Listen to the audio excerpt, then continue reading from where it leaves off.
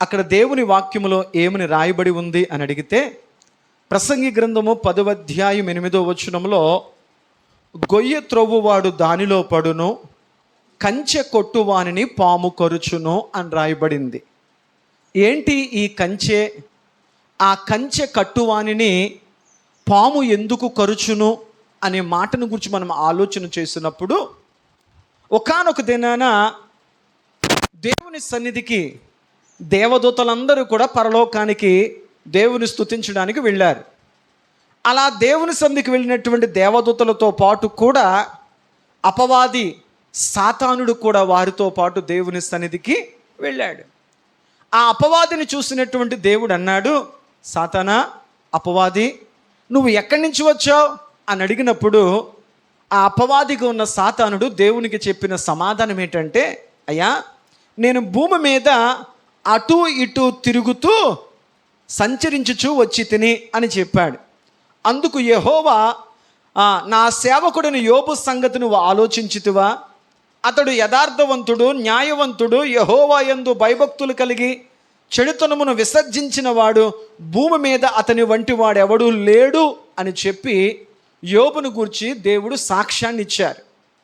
ఎప్పుడైతే యోబును కూర్చున్నటువంటి అద్భుత సాక్ష్యాన్ని సాతానుడు విన్నాడో, వెంటనే అపవాదిగా ఉన్న సాతానుడు దేవునికి ఈ మాట అంటున్నాడు. ఏమంటున్నాడంటే, అయ్యా, అతడు నీ యందు భయభక్తులు కలిగి ఊరికనే భక్తి చేయట్లేదు, అతడు ఎందుకు ఇంత చక్కని భక్తిని చేస్తూ ఇంత చక్కని ఆత్మీయుడిగా యెహోవా యందు భయభక్తులు కలిగి చెడుతనమును విసర్జించిన వాడిగా, నీతిమంతునిగా, యథార్థవంతునిగా, సత్యవంతునిగా అతడు బ్రతుకుతూ ఉన్నాడంటే, 10వ వచనం అంటాడు, యోబు గ్రంథం 1వ అధ్యాయం 10వ వచనములో, నీవు అతనికిని, అతని ఇంటి వారికిని, అతనికి కలిగిన సమస్తమునకును చుట్టూ కంచె వేసితివి కదా అన్నాడు.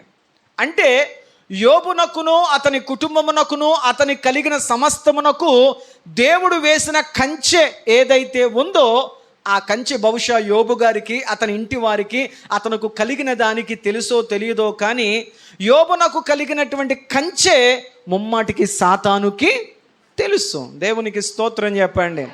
కొన్ని సందర్భాల్లో దేవుడు మన పట్ల కలిగినటువంటి ప్రణాళిక ఏదైతే ఉందో, ఉద్దేశం ఏదైతే ఉందో, దేవుని చిత్తం ఏదైతే మన జీవితంలో ఉందో, ఆ ప్రణాళిక, ఆ ఉద్దేశం, ఆ దైవికమైన భద్రత, కొన్ని పరిస్థితులు మన జీవితంలో ఎందుకు జరుగుతున్నాయో, దేవుడు మన చుట్టూ వేసినటువంటి కంచె అనేది ఏదైతే ఉందో, అది కొన్ని సందర్భాల్లో మనకు తెలియకపోవచ్చు. కానీ వాక్యం సెలవిస్తున్న మాట ఏమిటంటే, సాతానునికి మాత్రం ముమ్మాటికి కూడా దేవుడు నీ చుట్టూ వేసిన కంచె ఏంటో సాతానికి తెలుసు. దేవునికి స్తోత్రం చెప్పండి.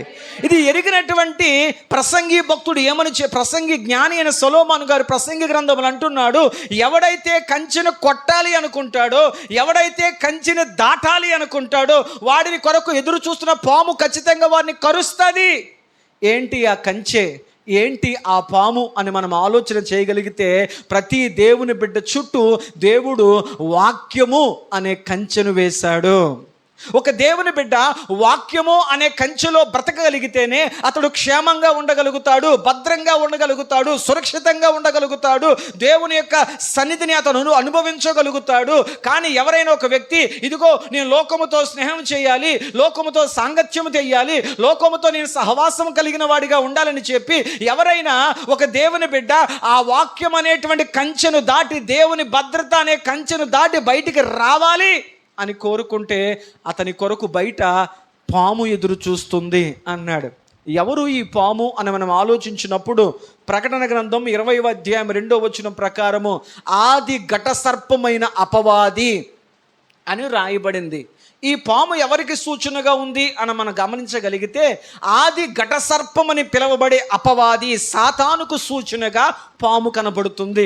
అంటే వాక్యం యొక్క అర్థం ఏంటంటే, ఎవరైతే వాక్యము అనే కంచె నుంచి, ఎవరైతే దైవ సన్నిధి అనే కంచె నుంచి, ఎవరైతే దేవుని చిత్తము, దేవుని ఉద్దేశము, దేవుని ప్రణాళిక అనే కంచెని దాటి బయటికి వెళ్ళిపోయి స్వేచ్ఛగా బ్రతకాలి, లోకానుసారంగా బ్రతకాలి అని కోరుకుంటారో, వారు దేవుని కంచె నుంచి బయటకు వచ్చిన వారుగా ఉన్నారు. కాబట్టి సాతానుడు ముమ్మాటికి కూడా వారిని కరవాలని, వారిని ఆత్మీయ పతనం వైపు తీసుకెళ్లాలని చెప్పి సాతానుడు కోరుకుంటాడు.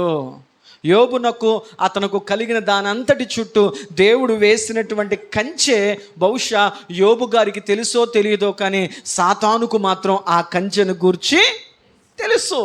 ఈనాడు నీ చుట్టూ, నీకు కలిగిన దాని చుట్టూ, నీ కుటుంబం చుట్టూ, నీ ఇంటి వారి చుట్టూ దేవుడు ఏ భద్రతనైతే వేశాడో, ఏ కంచెనైతే వేశాడో, ఏ విధమైనటువంటి కాపుదలనైతే దేవుడు కలగజేశాడో, అది బహుశా ఈరోజు నీకు నాకు గుర్తిరిగించలేకపోవచ్చు. కానీ సాతానుడికి తెలుసు దేవుడు నీ చుట్టూ ఏ కంచెను. ఒక విషయం మనం గమనించగలగాలి, ఏంటంటే సాతానుడు దేవుడు నీ చుట్టూ వేసిన కంచెను ఏమాత్రము తీసివేయలేడు. దేవుడు ఏ కంచెనైతే నీ చుట్టూ వేశాడో ఆ కంచెను తీసివేయడం, ఆ కంచెను ఏమాత్రం పాడు చేయడము సాతాను వల్ల కాదు. గనుక దేవుడు నీ చుట్టూ వేసిన కంచెను వాడు ఏమాత్రము కూడా తీసివేయలేడు, పాడు చేయలేడు. కానీ వాడి నిరంతరమైన ఒక పని ఏంటంటే ఏ విధము చేతనైనా నిన్ను ఆ కంచెలో నుంచి బయటికి తీసుకురావాలి.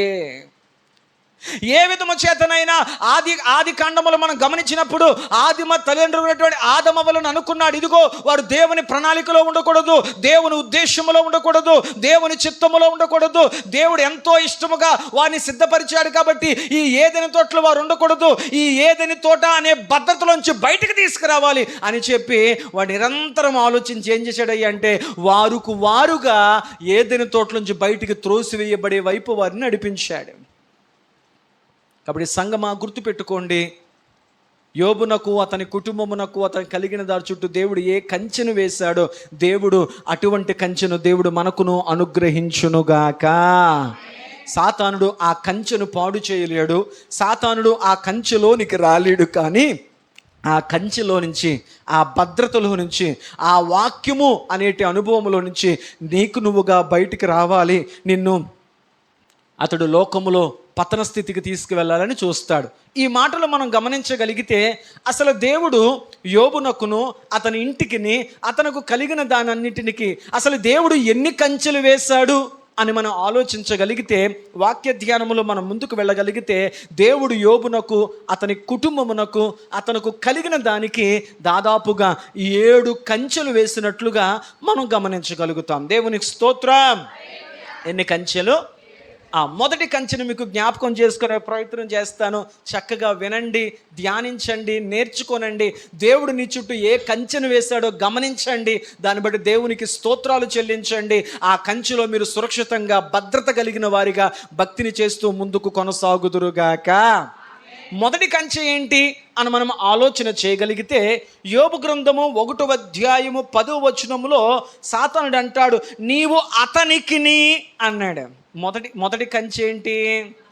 అయ్యా, నువ్వు యోబు చుట్టూ ఒక కంచె వేశావు, నువ్వు అతనికి ఒక కంచె వేశావు, యోబు చుట్టూ ఒక కంచెను వేశావు అంటున్నాడు.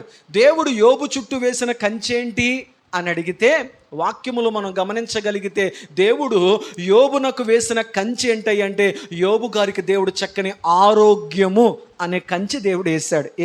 ఏ కంచె వేశాడంట? చక్కగా చెప్పాలి. దేవుడు యోబు గారు చుట్టూ వేసినటువంటి మొదటి కంచె ఏంటంటే యోబు గారికి దేవుడు ఆరోగ్యము అనే కంచె వేశాడు. దేవుని వాక్యం మనం గమనించగలిగితే కీర్తన గ్రంథము 120వ అధ్యాయము 125వ అధ్యాయము 2వ వచనములో, కీర్తన గ్రంథము 125వ అధ్యాయము 2వ వచనములో ఒక చక్కని మాట కనబడుతుంది. యెరూషలేము చుట్టూ పర్వతములున్నట్లు యెహోవా ఇది మొదలుకొని నిత్యము తన ప్రజల చుట్టూ ఉండును. దేవునికి స్తోత్రం చెప్పండి. నీ దేవుడు ఎలాంటి వాడయ్యా అంటే ఇదిగో నా దేవుడు చుట్టూ, ఇదిగో నేను తిరగడం కాదండి, నా దేవుడు చుట్టూ దేవుడా సహాయం చేయవా సహాయం చేయవా సహాయం చేయవని చెప్పి నా దేవుడు చుట్టూ నేను ప్రదక్షిణలు చేయడం కాదు, నా దేవుడు చుట్టూ నేను తిరగడం కాదు, నా దేవుడు చుట్టూ నేను తిరగడం కాదండి. నా దేవుడు ఎలాంటి వాడంటే ఇదిగో యెరూషలేము చుట్టూ పర్వతములు ఉన్నట్లు ఇది మొదలుకొని ఎవరైతే దేవుని కాపుదల్లో ఉండడానికి, దేవుని భద్రతలో ఉండడానికి, దేవుని యొక్క కంచెలో ఉండడానికి ఇష్టపడతారో యోబుకు వేసిన మొదటి కంచె ఏంటంటే ఇదిగో ఇది మొదలుకొని దేవుడు తన ప్రజల చుట్టూ ఒక కంచె వలె ఉండునుగాక. మనం ఆరాధిస్తున్న దేవుడు ఎలాంటి వాడయ్యా అంటే ఆయన నీ చుట్టూ ఒక కంచెలా ఉండడానికి, చెప్పండి, మనం ఆయన చుట్టూ తిరగడం కాదు, మనం ఆయన చుట్టూ ప్రదక్షిణాలు చేయడం కాదు, ఆయన మన చుట్టూ, తన ప్రజల చుట్టూ, తన బిడ్డల చుట్టూ ఆయన ఒక కంచెగా, ఆయనే ఒక కంచెగా ఉండడానికి ఇష్టపడుతున్నాడంట. అంత మాత్రమే కాదు, కీర్తన గ్రంథము 34వ అధ్యాయము 7వ వచనాన్ని కనుక మనం చూడగలిగితే, కీర్తన గ్రంథము 34వ అధ్యాయం 7వ వచనం మనం చూడగలిగితే మరొక చక్కని విషయాన్ని మనం గమనించగలుగుతాం. యెహోవా యందు భయభక్తులు గల వారి చుట్టూ ఆయన దూత కావలి ఉండి వారిని రక్షించును. దేవునికి స్తోత్రం చెప్పండి. ఇదిగో తనను పూజించు వారి చుట్టూ, ఆయనను ఆరాధించు వారి చుట్టూ, ఆయన యందు భయభక్తులు గల వారి చుట్టూ ఆయనే ఒక కంచెగా ఉంటాడు, ఆయనే ఒక భద్రతగా ఉంటాడు, ఆయనే ఒక కాపుదలనిచ్చువాడిగా ఉంటారు. అంత మాత్రమే కాకుండా ఎవరైతే దేవుని యందు భయభక్తులు కలిగిన వారిగా ఉంటారో, ఎవరైతే దేవుని సన్నిధికి భయపడు వారిగా ఉంటారో, ఎవరైతే దేవుని యందు భయభక్తులు గల వ్యక్తులుగా జీవిస్తారో వారి చుట్టూ ఆయన తన దూతలను ఒక కంచెగా ఆయన భద్రతనిచ్చేవాడిగా ఉన్నాడు. దేవునికి స్తోత్రం. యోబు గారు దేవుని యందు భయభక్తులు కలిగిన వ్యక్తి అని మనము ఇందాక గమనించగలిగాం వాక్యములో.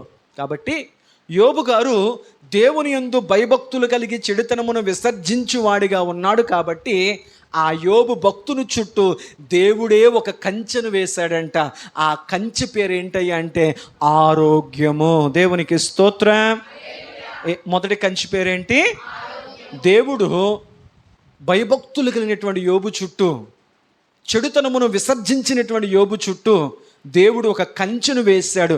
ఆ మొదటి కంచె ఏంటంటే ఆరోగ్యము అనేటువంటి, చూడండి వాక్యానుసారంగా మనం చూడగలిగితే సామెతల గ్రంథము 3వ అధ్యాయము 8వ వచనములో ఒక చక్కని వాక్యాన్ని మనం గమనించగలుగుతాం. అప్పుడు నీ దేహమునకు ఆరోగ్యమును, నీ ఎముకలకు సత్తువయు కలుగును. ఎప్పుడైతే దేవుని యందు భయభక్తులుగా నువ్వు జీవిస్తావో, ఎప్పుడైతే ఇదిగో దేవుని కంచెలో ఉండడానికి ఇష్టపడతావో, ఎప్పుడైతే దేవుని యొక్క భద్రతలో నువ్వు బ్రతకడానికి ఇష్టపడతావో, ఎప్పుడైతే ఇదిగో దేవునితో సహవాసము చేసి దేవా నీ చిత్తం మాత్రమే, నీ ప్రణాళిక మాత్రమే, నీ ఉద్దేశము మాత్రమే నా జీవితంలో జరుగునుగాక అని చెప్పి నీ స్వబుద్ధిని ఆధారము చేసుకొనక నీ పూర్ణ హృదయముతో నీ దేవుడిని యెహోవా యందు విశ్వాసముంచి ఆయన చిత్తమునకు లోబడుతూ ఆయన వేసిన కంచెలో ఉండడానికి నువ్వు ఇష్టపడతావో, దేవుడు యోబునకు కలిగించినటువంటి ఆరోగ్యము అనే కంచెను దేవుడు నీకును నాకును దేవుడు అనుగ్రహించునుగాక. గమనించగలిగితే ఈనాడు అనేక మంది జీవితాల్లో లేనిది ఏంటయ్యా అంటే ఆరోగ్యము. ఆస్తులున్నాయండి కానీ ఆస్తులున్నాయి, చెప్పుకోవడానికి బోళ్ళంత సంపద ఉంది, బోళ్ళంత ఆస్తులు ఉన్నాయి, కానీ రోజు మాకు లేదేంటయ్యా అంటే ఆరోగ్యము. అందుకే పెద్దలు అన్నారు ఆరోగ్యమే. ఇదిగో డబ్బులున్నవాడు, ఆస్తులున్నవాడు, అంతస్తులున్నవాడు, అధికారం ఉన్నవాడు, లేకపోతే ఇవి కలిగినవాడు, ఇవి కలిగినవాడు గొప్పవాడు, భాగ్యవంతుడు అనలేదు. ఆరోగ్యము కలిగిన వాడే భాగ్యవంతుడు. ఎందుకంటే ఆరోగ్యమే మహాభాగ్యం. దేవుని యందు భయభక్తులు కలగడం ద్వారా దేవుడు యోబు చుట్టూ ఒక అద్భుతమైన కవచాన్ని వేశాడు, కంచెను వేశాడు. ఆ కంచె పేరు ఆరోగ్యము. దేవుడు కంచె వేశాడు కదా, ఆరోగ్యం అనే కంచె. సాతాను పని ఏంటంటే ఏ విధము చేతనైనా కానీ ఆ కంచె నుంచి బయటికి, దేవుడు కంచె వేస్తూ ఉన్నాడు, ఆ కంచె నుంచి బయటకు వచ్చే ప్రయత్నం సాతానుడు చేస్తున్నాడు. ఎందుకంటే కంచె బయట పాము ఉంది, కంచె బయట పాపం ఉంది, కంచెకు బయట లోకం ఉంది, కంచెకు బయట వినాశనం ఉంది. అది తెలియక అనేక మంది వ్యక్తులు ఆ కంచె నుంచి బయటకు వస్తున్నారు, సాతానికి, లోకానికి, పాపానికి, మరణానికి దొరుకుతూ ఉన్నారు. దేవుడు యోబు గారి చుట్టూ ఒక అద్భుతమైన కంచెను వేశాడు. ఆ కంచె పేరు ఏంటయ్యా అంటే ఆరోగ్యము. ఈనాడు చాలామంది వ్యక్తులు వారి ఆరోగ్యాలు వారి చేజేతులారా పాడు చేసుకుంటున్నారు. తినకూడని వాటిని తినడం, నవలకూడని వాటిని నవలడం, త్రాగకూడని వాటిని త్రాగడం, ఈ విధమైన వాటన్నింటి చేత వారు తమ శరీరాలను పాడు చేసుకుంటూ ఉన్నారు. ఇంకా అనేక మంది వారి దేహాలను కోసుకుంటున్నారు. భక్తి పేరట అనేక మంది మూఢభక్తిగా ఉండకూడదు, భక్తి ఉండాలి, కానీ భక్తి నీ యొక్క జ్ఞానాన్ని, నీ నైతిక విలువలను పాడు చేసేదిగా ఉండకూడదు. ఈనాడు అనేక మంది భక్తి పేరట దేవుడిచ్చిన ఈ దేహాన్ని గాయాల పాలు చేసుకుంటున్నారు. మనం గమనించగలిగితే ఆసేనుల దేశంలో దెయ్యం పట్టిన ఒక వ్యక్తి తన దేహాన్ని రాళ్ల చేత కోసుకున్నాడు, రాళ్ల చేత గాయపరుచుకున్నాడు, అతని దేహాన్ని రక్తసిక్తంగా మార్చుకున్నాడు. మనం ఇంకా గమనించగలిగితే కర్మేలు పర్వతం మీద బయలు దేవత యొక్క పూజారులుగా ఉన్నటువంటి 450 మంది బయలు ప్రవక్తలు బయలుకు ప్రార్థించి ఎంత ప్రార్థించినా ఆ కర్మేలు పర్వతం మీద ఉన్నటువంటి బలిపీఠం మీదకి ఆ బయలు యొక్క శక్తి అగ్ని దిగి రావడం లేదని చెప్పి వారు తమ దేహాలను గాయపరుచుకున్నారు, రక్తాలు కారేలా చేసుకున్నారు. కానీ దేవుని వాక్యం ఏముంటుందయ్యా అంటే, నీవు దేవుడిచ్చిన ఆరోగ్యాన్ని, దేవుడు నీకు ఇచ్చిన దేహాన్ని, నీ దేహము చుట్టూ, నీ ఆరోగ్యము చుట్టూ దేవుడు వేసినటువంటి ఆ కంచెను ఏమాత్రము నువ్వు పాడు చేసుకోకుందువుగాక. ఆమెన్ చెప్పండి. సాతానుడు అన్నాడు కదా యోబునకు, అతని ఆరోగ్యానికి, అతని శరీరానికి నువ్వు కంచేసావు కదా, అది తీసే, అప్పుడు నేను అతని దేహాన్ని, అతని ఆరోగ్యాన్ని పాడు చేస్తాను అన్నాడు. వాక్యము దేవుడిచ్చిన ఆరోగ్యాన్ని, దేవుడిచ్చిన దేహాన్ని ఏం చేయొద్దని వాక్యం చెప్తుంది.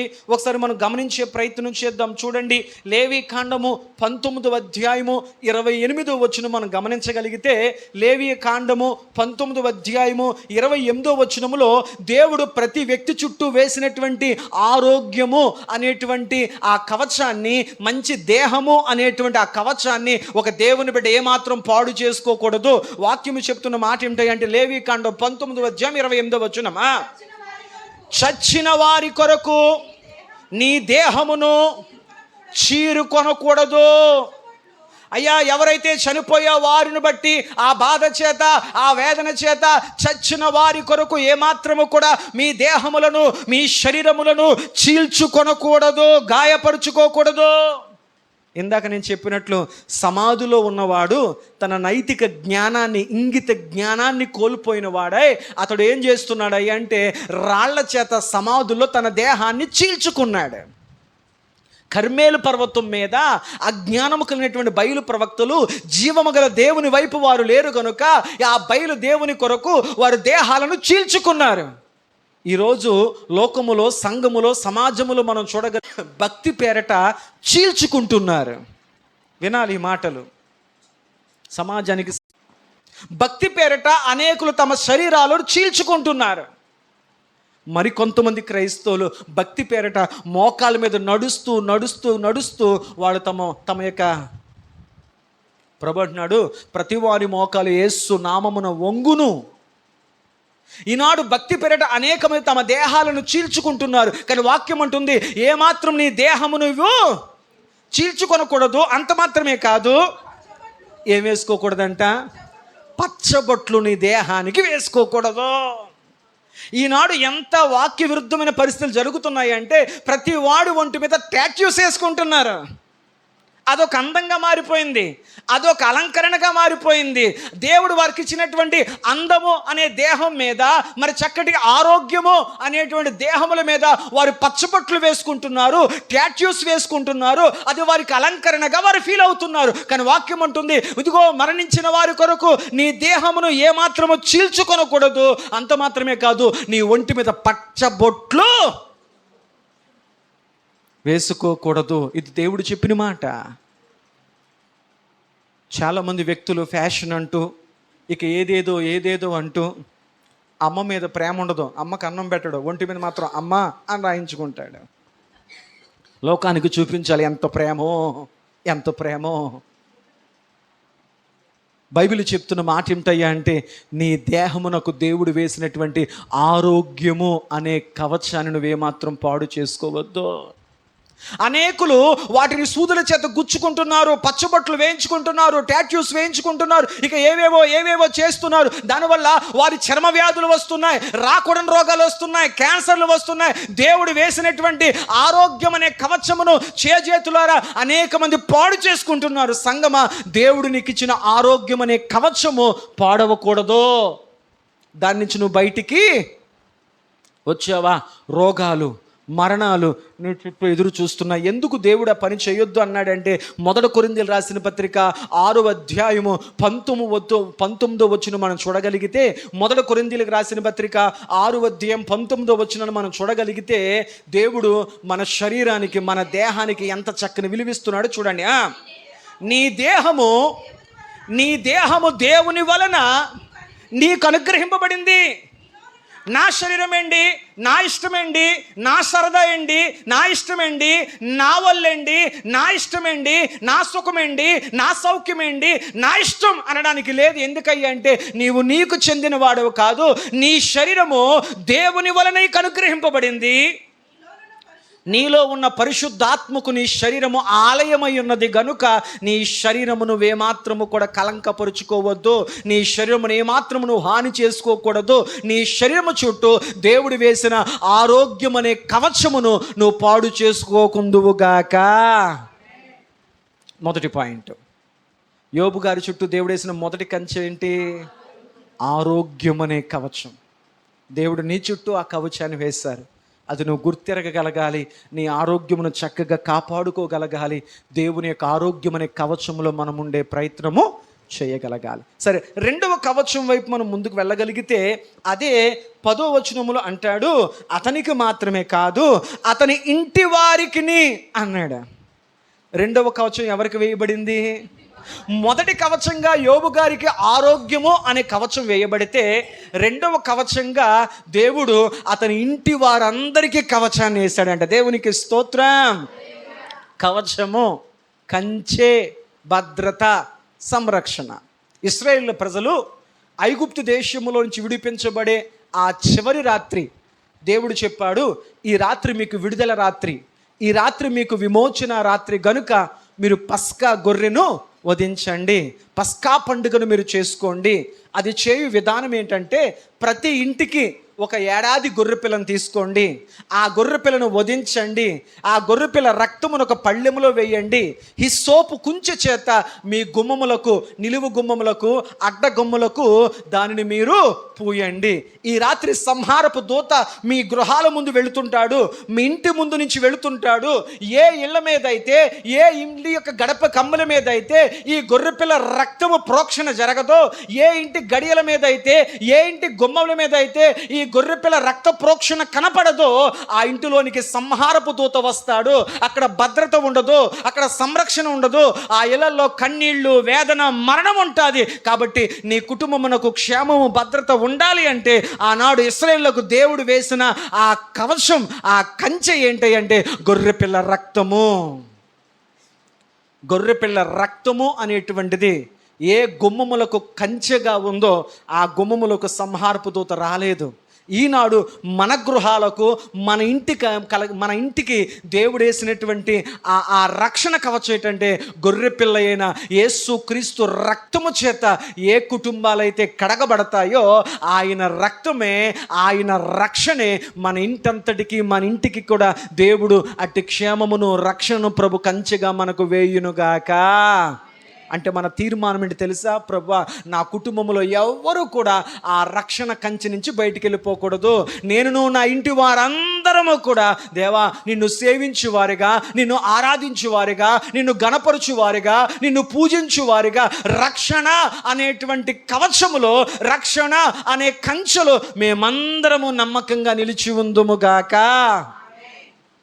యోబు గారి ఇంటి వారికి దేవుడు వేసిన 2వ కంచె రక్షణ అనేటువంటి కంచె. చూడండి, వాక్యంలో మనం గమనించగలిగితే, 1 సమూయేలు గ్రంథం 25వ అధ్యాయము 6వ వచనంలో ఒక చక్కని దేవుని మాట మనం చూడగలుగుతాం. 1 సమూయేలు గ్రంథము 25వ అధ్యాయము 6వ వచనంలో దేవుని వాక్యములో ఈ విధంగా వ్రాయబడి ఉంది. అమ్మా, 25వ అధ్యాయం 6వ వచనం, ఆ భాగ్యవంతునితో నీకును, నీ ఇంటికిని, నీకు కలిగిన అంతటికి దేవునికి స్తోత్రం చెప్పండి. అక్కడ రాయబడిన మాట, నీకును, నీ ఇంటి వారికి, నీకు కలిగిన అంతటికి దేవుడు క్షేమము దయచేయునుగాక. హల్లెలూయా. అంత మాత్రమే కాదు, సామెతల గ్రంథము 12వ అధ్యాయము 7వ వచనం, సామెతల గ్రంథము 12వ అధ్యాయం 7వ వచనము కనుక మనం చదవగలిగితే అక్కడ ఒక చక్కని విలువైన మాట మనకు కనపడుతుంది. నీతిమంతుని ఇల్లు నిలుచును. ఎవరిల్లు నిలబడుతుంది? ఈనాడు చాలామంది వ్యక్తులు ఎంతో ధనాన్ని ఖర్చుపెట్టి గొప్ప గొప్పగా ఇల్లు కట్టుకుంటున్నారు, గృహాలు కట్టుకుంటున్నారు. కేవలం దేవుని వాక్యమును సెలవిస్తున్న మాట ఏమిటాయి అంటే, ప్రతి గృహము ఎవరొకరి చేత కట్టబడును, కానీ సమస్తమును కట్టువాడు దేవుడే. కాబట్టి నీతిమంతుని యొక్క ఇల్లు నిలుచును. ఇల్లు నిలబడడం అంటే కేవలం మనిషి కట్టుకున్న ఇల్లు మాత్రమే కాదు, ఇల్లు అనే కుటుంబం నిలబడతాది. నీ కుటుంబం నిలబడతాది. నీ కుటుంబంలో ప్రేమలు నిలబడతాయి, నీ కుటుంబంలో ఐక్యతలు నిలబడతాయి, నీ కుటుంబంలో ఇదిగో బాంధవ్యాలు నిలబడతాయి. ఈ కడవరి దినాల్లో అనేక కుటుంబాల్లో ప్రేమలు చల్లారిపోయాయి, ఐక్యతలు చల్లారిపోయాయి, ప్రేమాప్యతలు చల్లారిపోయాయి. లోకములో స్వార్థము నిండిపోయింది. కానీ దేవుడు యోబు గారి ఇంటంతటికి వేసినటువంటి కవచం ఏంటయ్యా అంటే రక్షణ, దేవుని భద్రత, దేవుని సంరక్షణ అనే కవచాన్ని దేవుడు యోబు గారి ఇళ్ళంతటికి అనుగ్రహించాడు. దేవుడు ఈ 2వ కవచాన్ని నీ ఇల్లంతటికి దేవుడు అనుగ్రహించునుగాక. ఆమేన్ చెప్పండి. మనం ఇంకా గమనించగలిగితే నీతిమంతుని ఇల్లు నిలుచును అని మాత్రమే దేవుడు చెప్పకుండా, ద్వితీయోపదేశకాండము 5వ అధ్యాయము 29వ వచనంలో కూడా మనం చూడగలిగితే మరొక చక్కని విషయం మనకు అక్కడ కనపడుతుంది. ద్వితీయోపదేశకాండము 5వ అధ్యాయము 29వ వచనములో మరొక దేవుని మాట మనం చూడగలుగుతాం. వారికిని వారి సంతానమునకును నిత్యమును క్షేమము కలుగునట్లు. దేవునికి స్తోత్రం చెప్పండి. ఆ ఇంటి వారికిని వారి సంతానమునకును అందులో ఉన్న వారందరికీ దేవుడు క్షేమమును కలిగించినట్లు దేవుడు యోబు గారి ఇల్లంతటికీ కూడా క్షేమము, భద్రత, రక్షణ అనే 2వ కంచెను దేవుడు ఈ 2వ కంచెను మన గృహాల చుట్టూ వేశాడు. మరి నువ్వేం చేయాలో తెలుసా? రాహాబు అను వేశ్య ఎటువంటి తీర్మానం తీసుకుందంటే, తన దేశం మీదకి, తన ప్రజల మీదకి యుద్ధానికి ఇశ్రాయేలు వస్తున్నప్పుడు తన ఇంటి వారంతటిని కూడా రక్షించుకునే ప్రయత్నంలో ఆమె తన ఇంటి వారందరినీ కూడా ఆ ఇంట్లో భద్రతగా, సంరక్షణగా, వారు బయటికి వెళ్ళిపోకుండా, దాటి వెళ్ళిపోకుండా ఆమె తన ఇంటి వారిని రక్షించుకోగలిగింది. సంగమా, నీవు కూడా ఇంటి వారి పట్ల బాధ్యత గల వ్యక్తిగా ఉండాలి. లోకములోకి వారు వెళ్ళిపోకుండా దేవుడిని ఇంటి చుట్టూ వేసినటువంటి ఆ రక్షణ అనే కంచెను దాటి నీ కుటుంబం వెళ్ళిపోకుండా నీ కుటుంబం పట్ల బాధ్యత గల వ్యక్తిగా ప్రార్థిస్తూ వారిని ప్రభు యొద్దకు నడిపిస్తూ ఆ రక్షణ, సంరక్షణ అనేటువంటి కంచెలో నీవు నీ కుటుంబము ఉందురుగాక. ఎన్ని కంచెలు చెప్పుకున్నాం? మొదటి కంచె దేవుడు యోబు గారి చుట్టూ ఆరోగ్యము అనే కంచె వేశాడు. 2వ కంచె అతని ఇంటి వారి చుట్టూ రక్షణ, భద్రత, క్షేమము అనే కంచెను వేశాడు. ఇంకా మనం ముందుకు వెళ్ళగలిగితే దేవుడు ఇంకా ఏ కంచెలు వేశాడు అని మనం ఆలోచించగలిగితే చూడండి, యోబు గ్రంథము 1వ అధ్యాయము 3వ వచనంలో అక్కడ మిగతా కంచెలు మనకు కనపడతాయి. అతనికి 7,000 గొర్రెలు. చాలమ్మా, దేవునికి స్తోత్రం చెప్పండి. దేవుడు గొర్రెలు ఇచ్చాడంట. అతడు కలిగినంతటికి అన్నాడు కదా, అయ్యా నీకు దేవుడు నీకు ఆరోగ్యం అనే కంచెను వేశాడు, మాకు అర్థమైంది. 2వది, నీ ఇంటి వారందరికీ దేవుడు రక్షణ, సంరక్షణ, భద్రత, క్షేమము అనే కంచె వేశాడు, నాకు అర్థమైంది. ఇంకా నువ్వేం కలిగి ఉన్నావు? నీకు కలిగినంతటికి దేవుడు కంచె వేశాడంట కదా, సాతానుడు చెప్పాడు, ఇక నువ్వేం కలిగి ఉన్నావు అని అడిగితే యోబు గారు చెప్తున్నారు. ఏంటయ్యా అంటే, వాక్యము చెప్తున్న మాట ఏంటయ్యా అంటే, దేవుడు అతనికి గొర్రెలు ఇచ్చాడంట. దేవుడు ఏమిచ్చాడంట అంటే, యోబు గారుకు కలిగినటువంటి గొర్రెల చుట్టూ కూడా దేవుడు ఏమేశాడు? చెప్పాలి.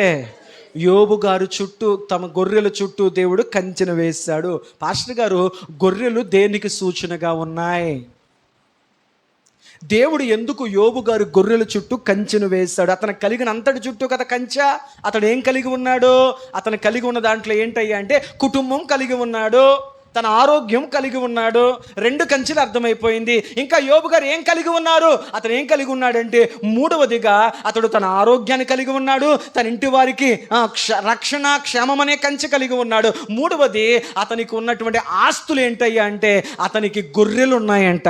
దేవుడు ఆ గొర్రెల చుట్టూ కూడా కంచె వేశాడంట. బైబిల్ గ్రంథంలో గొర్రెలు దేనికి సూచనగా ఉన్నాయి? మనం ఆలోచించే ప్రయత్నం చేద్దాం. చూడండి, 1 సమూయేలు గ్రంథం 25వ అధ్యాయం 4వ వచనం మనం గమనించగలిగితే, 1 సమూయేలు గ్రంథం 25వ అధ్యాయం 4వ వచనం మనం చూడగలిగితే, అమ్మా, నాబాలు గొర్రెల బొచ్చు కత్తిరి వేయించుచున్నాడని. చాలు, దేవునికి స్తోత్రం చెప్పండి. నాబాలు అనే వ్యక్తిని గురించి ఇక్కడ మాట్లాడుతూ, నాబాలు అరణ్యమందు తన గొర్రెలకు కత్తిరి వేయించుచున్నాడు. దేవునికి స్తోత్రం చెప్పండి. అరణ్యములో ఉన్న దావీదుకు ఒక వార్త తెలిసిందంట. ఏంటయ్యా అంటే, ఇదిగో నాబాల్ అనే వ్యక్తి అయ్యా తన గొర్రెలకు బొచ్చును కత్తిరిస్తూ ఉన్నాడు. ప్రతి గొర్రెలు కలిగినటువంటి కాపరి ఏం చేస్తాడంటే, సంవత్సరానికి ఒకసారి తమ గొర్రెల మీద పెరిగినటువంటి బొచ్చు, వాక్య భాషలో చెప్పాలంటే ఆ గొర్రెల మీద ఉన్నటువంటి ఆ యొక్క వెంట్రుకలు, ఉన్ని సంవత్సరానికి ఒకసారి కత్తిరిస్తాడంట. దానివల్ల ఏంటి ఉపయోగం అని అడిగితే, మనకు అది వాక్యంలోనే చూద్దాం. చూడండి, అతడు చెప్తున్న మాట చూడండి. అదే అధ్యాయం 1 సమూయేలు గ్రంథము 25వ అధ్యాయం 11వ వచనం. మేము సంపాదించుకొనిన అన్నపానములను నా గొర్రెల బొచ్చు కత్తిరించి వారి కొరకు నేను వధించిన. చాలు చాలు చాలు. నాకు ఒక విషయం అర్థమైంది అక్కడ. ఏంటంటే, ఈ నాబాలు అనే వ్యక్తి ఒక పండగ చేసుకుంటున్నాడు, ఒక పార్టీ చేసుకుంటున్నాడు. ఏంటి ఆ పార్టీ, ఏంటి ఆ పండగ అంటే, ఈరోజు నా గొర్రెలన్నింటికి నేను ఏం చేస్తున్నాను? బొచ్చును కత్తిరిస్తున్నాను. అందువల్ల ఇది నా ఇంట్లో ఒక సంబరము, ఒక పార్టీ, ఒక ఆనందం. ఎందుకయ్యా అంటే, ఈ గొర్రెల బొచ్చు కత్తిరించడం ద్వారా, ఈ గొర్రె బొచ్చు అమ్ముకోవడం ద్వారా, దానితో రకరకాల ఉపకరణాలు, రకరకాల వస్త్రాలు తయారు చేయడం వల్ల ఇది నాకు మంచి ఆదాయ వనరులు సంపాదిస్తుంది. కాబట్టి గొర్రె బొచ్చు కత్తిరించడం అనేటువంటిది గొర్రెల కాపరులందరికీ కూడా మంచి రాబడి వచ్చే సమయము, సంపాదన సమయము, రాబడి సమయము, ఆదాయము. గనుక ఆ దినాన్ని బట్టి, ఆ సమయాన్ని బట్టి నాబాలు తన ఇంట్లో ఉన్న వారందరికీ ఏమిస్తున్నాడంటే, ఒక జంతువును వధించి ఆ ఇంట్లో ఒక పార్టీ చేసుకుంటున్నాడు. కారణం ఏంటి? అయ్యా నాబాలు గారు, మీ సంతోషం వెనకాల, మీ ఆనందం వెనకాల మీ ఇల్లు ఇంత కలకల్లాడిపోతుంది. కారణం ఏంటి అంటే, ఈరోజు నా గొర్రెలన్నిటికి కూడా బొచ్చు కత్తిరిస్తున్నాను. ఏంటయ్యా అంటే, అది నాకు సంపద. అంటే ఆ గొర్రె బొచ్చు కత్తిరించి దాన్ని అమ్ముకుంటే నాకు ఏమొస్తుందంట? ఆదాయం వస్తుంది. ఇప్పుడు చెప్పండి, దేవుడు యోబు గారి గొర్రెల చుట్టూ కంచి వేశాడంటే దాని యొక్క ఆత్మీయ అర్థం ఏంటంటే, అతని ఆదాయము చుట్టూ దేవుడు, యోబు గారికి వచ్చే ఆదాయం చుట్టూ. నీకు రాబడి ఎక్కడి నుంచి వస్తుందయ్యా, నీకు ఆదాయం ఎక్కడి నుంచి వస్తుందయ్యా అడిగితే, యోబు గారు అంటారు, నాకు దేవుడు గొర్రెలు ఇచ్చాడండి, ఆ గొర్రెల బొచ్చును నేను ప్రతి సంవత్సరం కూడా కత్తిరించి అమ్ముతానండి. ఆ గొర్రె బొచ్చు అమ్మడం ద్వారా, ఆ గొర్రె బొచ్చు కత్తిరించడం ద్వారా అది నాకు సంపద తీసుకొస్తుంది, అది నాకు ఆదాయాన్ని ఇస్తుంది. ఇప్పుడు చెప్పండి, దేవుడు యోబు గారి గొర్రెల చుట్టూ కంచి వేశాడంటే దాని అంతరార్థం ఏంటి? యోబు గారి యొక్క ఆదాయం చుట్టూ దేవుడు కంచె వేశాడు. ఈరోజు నీ ఆదాయం చుట్టూ దేవుడు కంచె వేశాడా?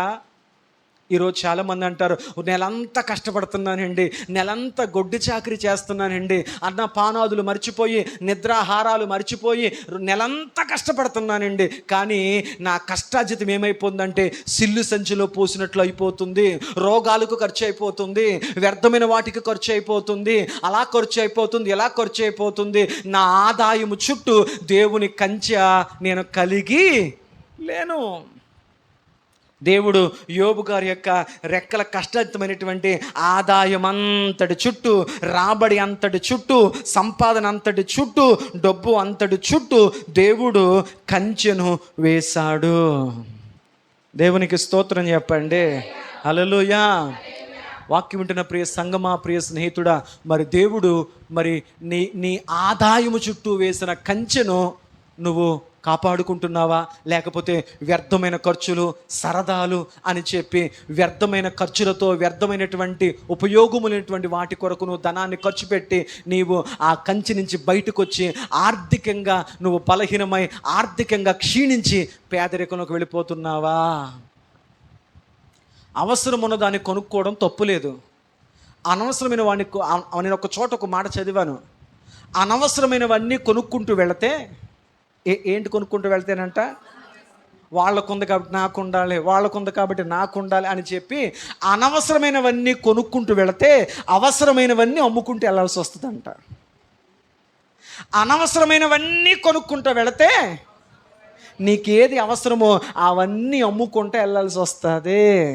ఈనాడు దేవుడు అనేకులకు సంపాదన, రెక్కల కష్టాజితము, ఆదాయము అనే దాని చుట్టూ దేవుడు కంచెను వేస్తున్న అనేక మంది సరదాలకు, ఇక రకరకాల వ్యర్థమైన వాటి కొరకు ఏం చేస్తున్నారయ్యా అంటే వారి యొక్క సంపాదన అనే కంచె నుంచి బయటకు వచ్చేస్తున్నారు. అందుకే అనేకులు పేదలుగా మారిపోతున్నారు, అనేకుల ధనము వృధా అయిపోతుంది, అనేకుల సంపాదన సిల్లు సంచిలో పోసినట్లు అయిపోతుంది. వాక్యం చూడండి ఏం చెప్తుందో. యెషయా గ్రంథము 55వ అధ్యాయము, యెషయా గ్రంథము 55వ అధ్యాయము 2వ వచనం మనం చూడగలిగితే, అనేకులు దేవుడు వేసినటువంటి ఆ సంపద చుట్టూ, ఆదాయము చుట్టూ వేసిన కంచె నుంచి అనేకులు బయటకు వచ్చేస్తున్నారంట. అమ్మా, ఆహారము కాని వాటి కొరకు మీరేలా రోకలాంటి డబ్బులు ఇచ్చేదురు? సంతృష్టి నీకు ఆరోగ్యమును నీకు కలగజేయని దాని కొరకు మీ కష్టార్జితమును ఎందుకు పాడు చేసుకుంటారు? సంగమా, ఒక్కసారి ఆలోచించండి. దేవుని వాక్యం సెలవిస్తుంది, ఆరోగ్యము కలగజేయని దాని కొరకు, ఉపయోగము లేని దాని కొరకు, నిరుపయోగమైన వాటి కొరకు ఎందుకు నీ రెక్కల కష్టార్జితాన్ని పాడు చేసుకొని దేవుడిని ఆదాయము చుట్టూ, సంపాదన చుట్టూ వేసిన ఆ కవచము నుంచి నువ్వెందుకు బయటకు వచ్చేస్తున్నావు? ఈనాడు అనేక మంది డబ్బును నీళ్ల వలె కత్తిరించి ఖర్చు పెట్టేస్తారు. అవసరాలు అందరికీ ఉంటాయి, కానీ నీ అవసరతకు మించి, నీ స్తోమతకు మించి, నీ శక్తికి మించి, నీ సంపదకు మించి. హల్లెలూయా. ఒక ఆర్థిక శాస్త్రవేత్త, తత్వవేత్త చెప్పిన మాట ఏంటయ్యా అంటే, ఒక వ్యక్తి ఎప్పుడు అభివృద్ధిలోకి వస్తాడంటే నీ ఆదాయం కంటే నీ ఖర్చు ఎప్పుడు తక్కువే ఉండాలంట. అప్పుడు నువ్వు బాగుపడతావు. నీ ఆదాయం కంటే, చెప్పరేంటి, నీ ఆదాయము కంటే నీ ఖర్చు తక్కువే ఉండాలి. పిసినరిగా బ్రతకొద్దు, కానీ నీ ఆదాయము కంటే నీ ఖర్చు తక్కువగా ఉండాలి. నీ ఆదాయమును మించి నీ ఖర్చు ఉంటే నువ్వు దేవుడు వేసిన ఆ కంచె నుంచి బయటకు వచ్చినట్లే. వెంటనే అప్పులు అనే పాము ఉంది, నాశనము, పతనము అనే పాము నీ కొరకు ఎదురు చూస్తుంది. గనుక దేవుడు నీ సంపాదన చుట్టూ వేసినటువంటి ఆ కంచెలో నువ్వు ఉండాలి. గనుక దయచేసి వ్యర్థమైన వాటి కొరకు ఎలా నీ రోకలు నువ్వు ఖర్చు పెడుతువు? నీ కష్టాజితము, నీ ఆదాయమును ఎందుకు వ్యర్థమైన వాటి కొరకు నువ్వు ఖర్చు పెడతావు అన్నాడు దేవుడు. ఉపయోగం లేని వాటి కొరకు, పనికి రాని వాటి కొరకు. కొంతమంది వస్తువు కొనేస్తారు, కొన్న తర్వాత ఆ వస్తువులు వాడతారా? వాడరు, మూలన పడేస్తారు, పక్కన పడేస్తారు. ఆ క్షణమే కొనేయాలి కొనేయాలి కొనేయాలి అని కొనేస్తారు. తీరా కొనేసిన తర్వాత దాన్ని పట్టించుకోరు, దాని యొక్క శ్రద్ధ చూపించరు, దాన్ని తీసుకెళ్ళి పక్కకు పడేస్తూ ఉంటారు. అనేకుల కష్టార్జితము ఈనాడు ఏమైపోతుంది? అదుపు తప్పి అనేక కుటుంబాలు పతనాల వైపు వెళ్ళిపోతున్నాయి. దేవుడు దీవించడం మాత్రమే కాదు, దాని చుట్టూ కూడా దేవుడు కంచె వేస్తున్నాడు. మరి దేవుడు ఈరోజు నీ సంపద చుట్టూ, నీ రెక్కల కష్టాజితము చుట్టూ దేవుడు వేసినటువంటి ఆ కంచెలో నువ్వు ఉండగలిగితే నీ కుటుంబము అభివృద్ధి చెందుతుంది.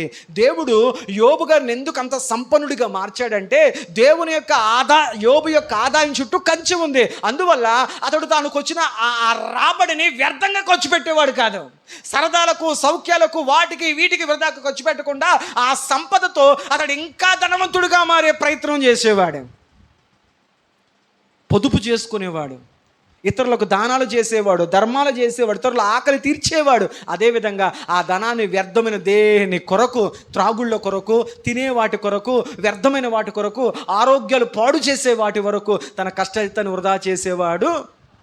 ఈరోజు ఏమయ్యా నీ కష్టత ఏం చేస్తావంటే, ఉదయం అంతా కష్టపడతానండి, ఎంతో కొంత వస్తుందండి, అంతలో కొంత తాగుతానండి, కొంత తింటానండి, ఇంటికి ఎంతో కొంత తీసుకెళ్తానండి, తెల్లారేసరికి నా ఎంత ఖాళీ చేతులే. వాక్యం ఉంది కదా యెషయా గ్రంథంలో, ఎందుకు నీకు ఉపయోగము లేని వాటి కొరకు నీ రోకలిని, నీ కష్టాజితమును వ్యర్థముగా నువ్వు పాడు చేసుకుంటావు.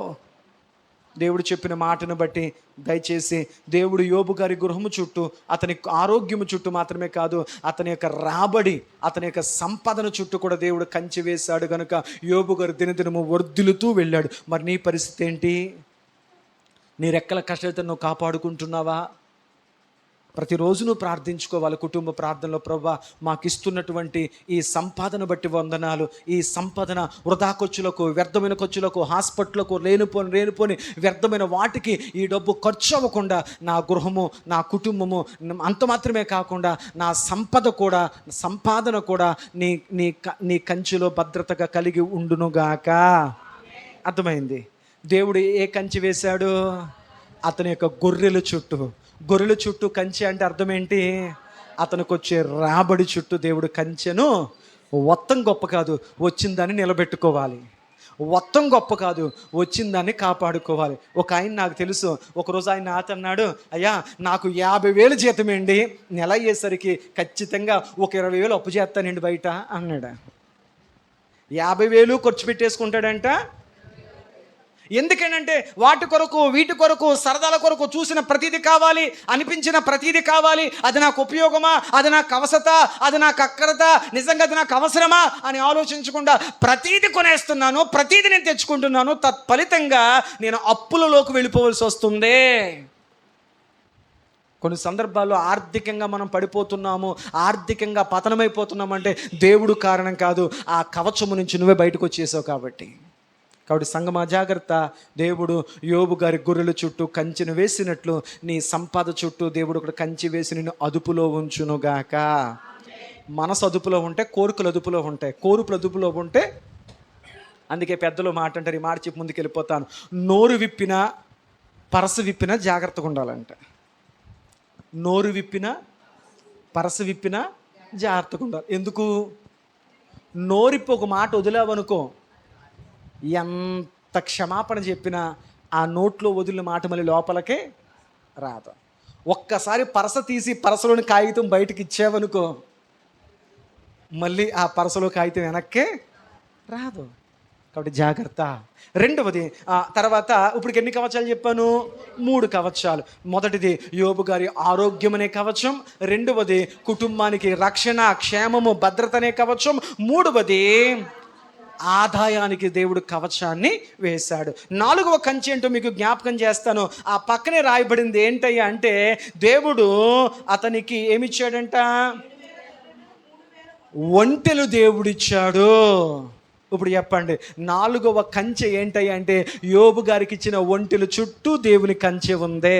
పాస్టర్ గారు, ఒంటెలు దేనికి సూచన? చూడండి, వాక్యంలో ముందుకు చూసే ప్రయత్నం చేద్దాం.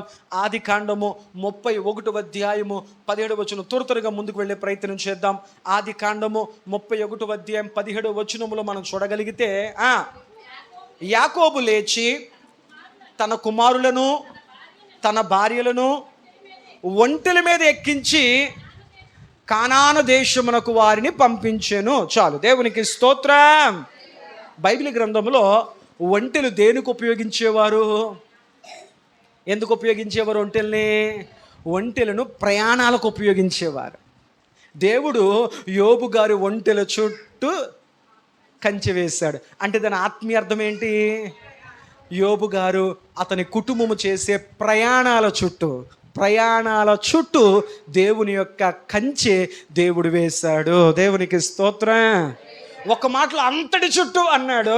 మనం కొంచెం వివరంగా ధ్యానిస్తూ వెళుతున్నాం. అంతటంటే ఏంటి? మొదటిది గొర్రెలు అంటే యోబు గారికి దానివల్ల ఆదాయం వస్తుంది, ఆదాయం చుట్టూ దేవుడు కంచె వేశాడు.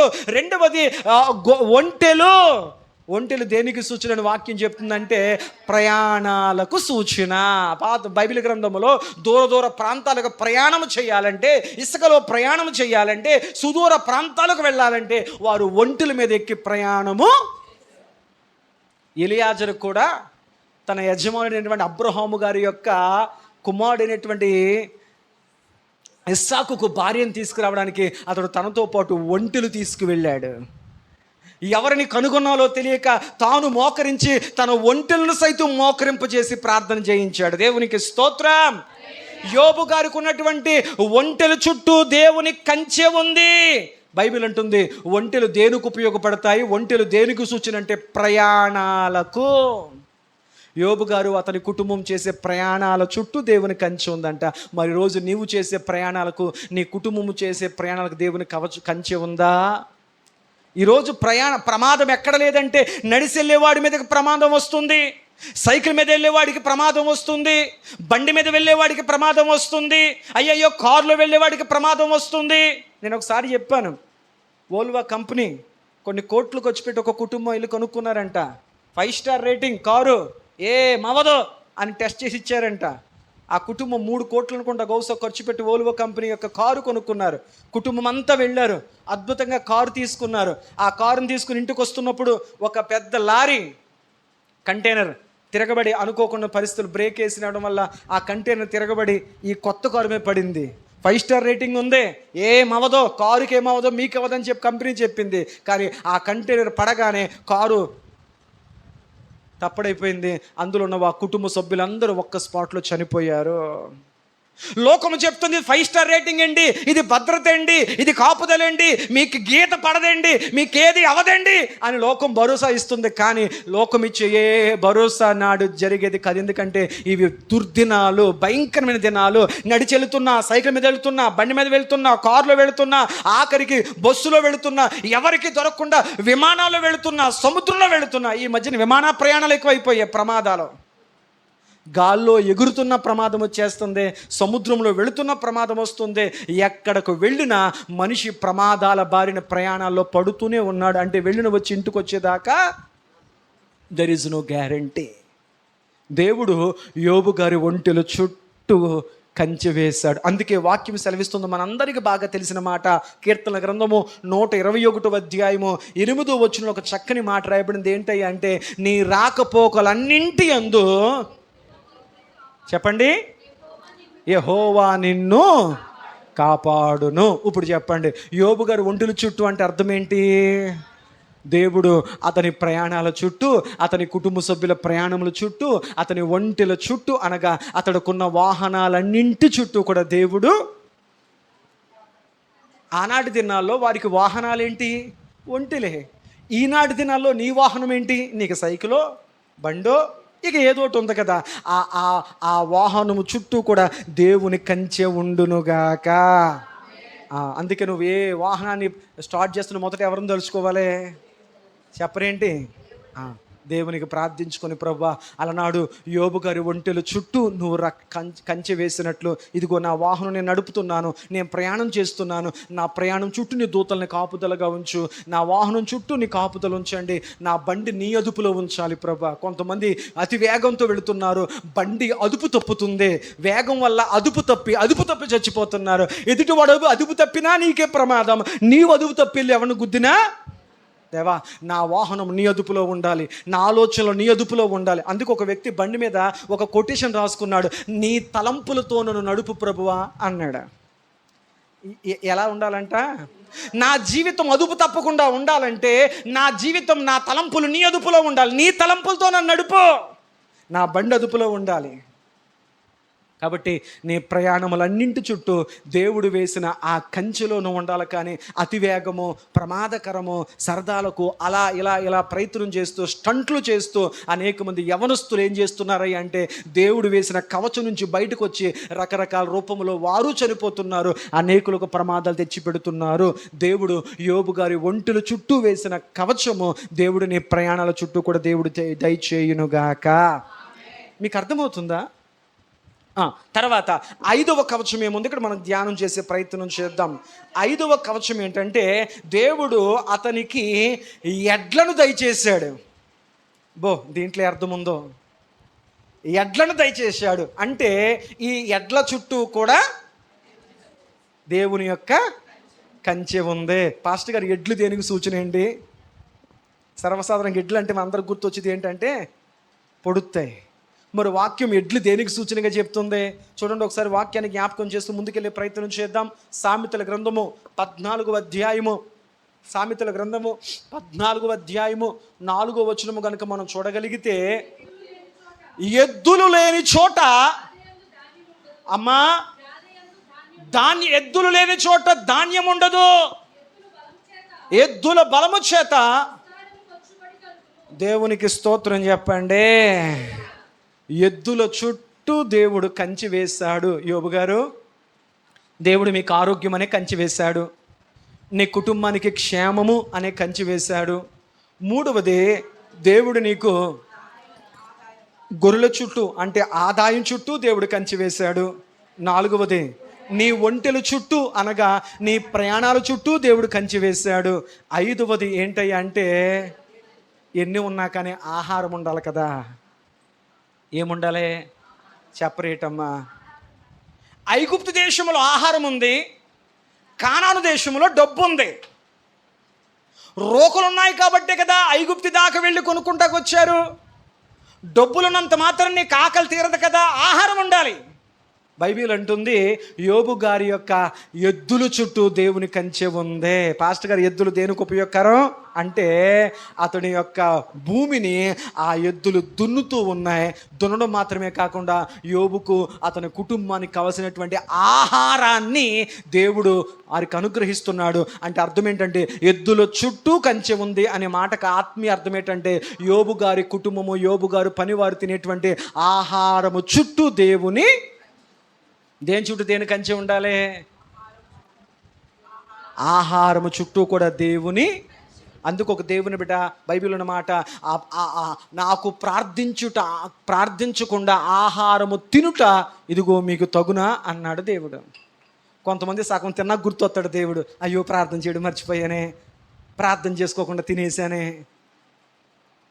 ఒక దేవుని బిడ్డ తాను ఆహారం తింటుండగా ఆహారం మీద చేపెట్టి, ప్రభువా నాకు ఇచ్చిన ఈ ఆహారం బట్టి నీకు వందనాలు, ఈ ఆహారాన్ని పరిశుభ్రపరచండి, తినుచుండగా ఆరోగ్యము దయచేయండి.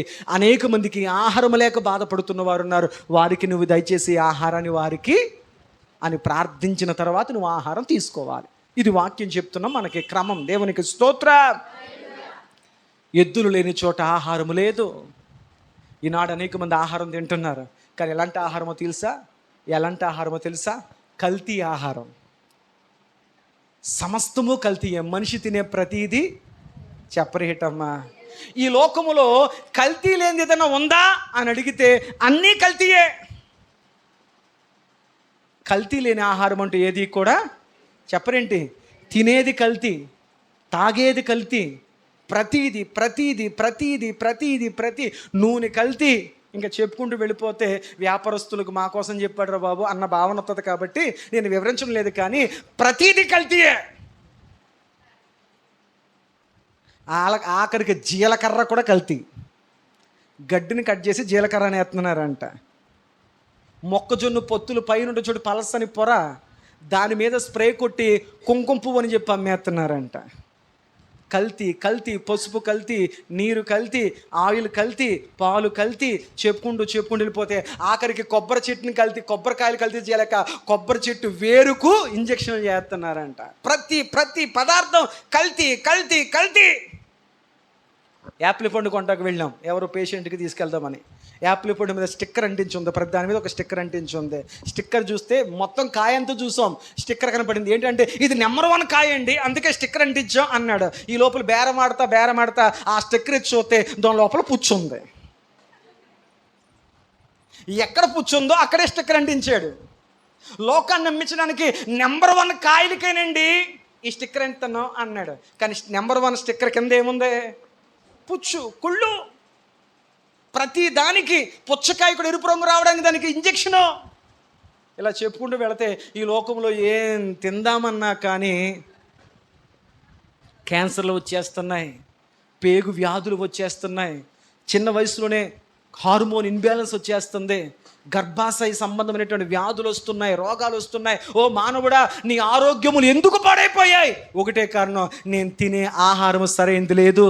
చూడండి వాక్యం ఏం చెప్తుందో ముగించేసి ప్రయత్నం చేస్తాను. ఆమోసు గ్రంథం 8వ అధ్యాయం, ఆమోసు గ్రంథం 8వ అధ్యాయం 6వ వచనం. మనిషి ఎంతగా దిగజారిపోయాడంటే చూడండి,